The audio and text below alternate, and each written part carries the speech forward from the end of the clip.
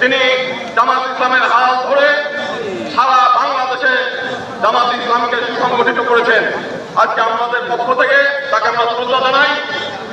একই সঙ্গে আমরা সংক্ষেপে যেটা বলতে চাই যে আমরা দীর্ঘদিন যাবৎ আওয়ামী লীগের কাছে রাজনৈতিক বন্দী হিসেবে আমরা ছিলাম।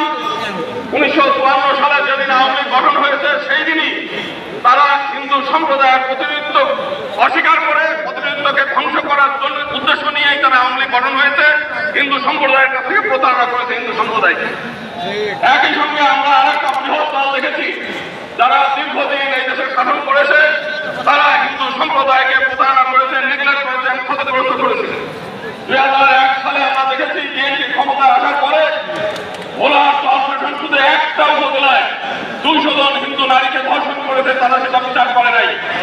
এই 2 দিন আগে পার্বত্য চট্টগ্রামে আমরা দেখেছি 4টি আর একজন আদিবাসী নারীকে কিশোরীকে 4 জন বিএনপি কর্মী দ্বারা ধর্ষিত হয়েছে। আজকে সারা বাংলাদেশে চাঁদাবাজি